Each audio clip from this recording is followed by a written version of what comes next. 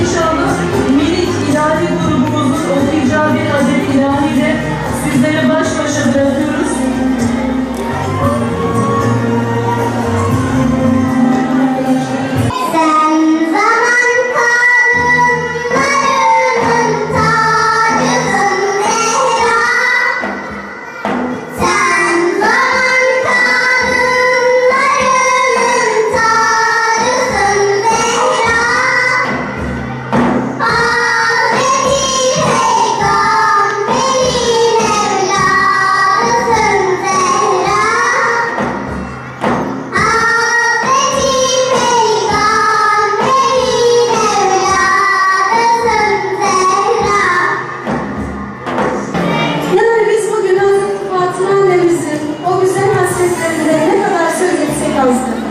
Yani onun o güzel ahlakını zaten anlatmakla bitiremeyiz. Çünkü o babasının kızı.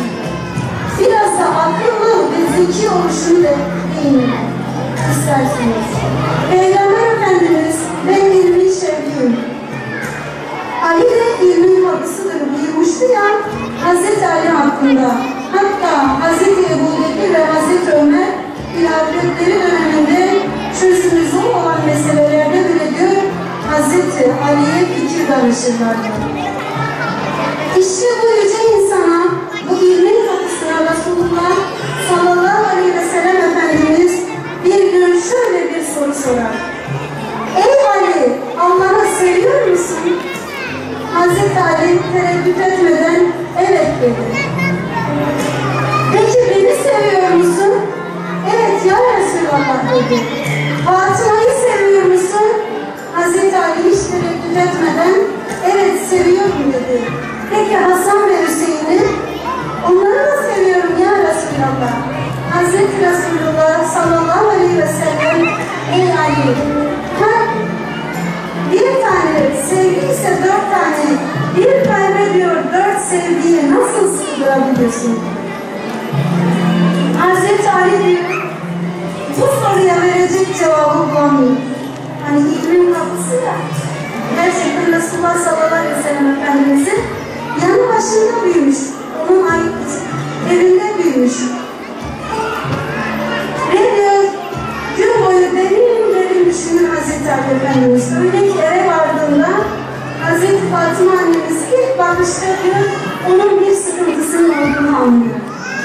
Yani diyor, sizi üzgün görüyorum, üzücü bir şey mi oldu diye sözü birbirine devam etti. Eğer diyor bu dünya ile ilgili ise kederlenmeye değmez. Ahiretle ilgili bir husus ise nedir sizi üzer diye merak ediyor Hazreti Fatıma annemiz. Hazreti Ali de diyor ki Efendimiz arasında geçen olayı kendisine anlatıyor.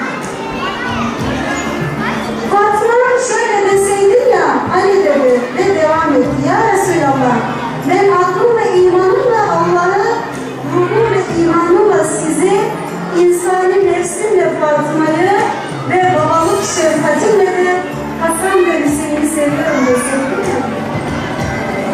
Hazreti Ali bu cevabı Resulullah sallallahu aleyhi ve sellem Efendimiz'e diyor söyleyince gülümsedi ve dedi ki bu cevap diyor sana layık değil. Bu peygamberlik ağacından alınmış bir meyvedir diyor Hazreti Resulullah.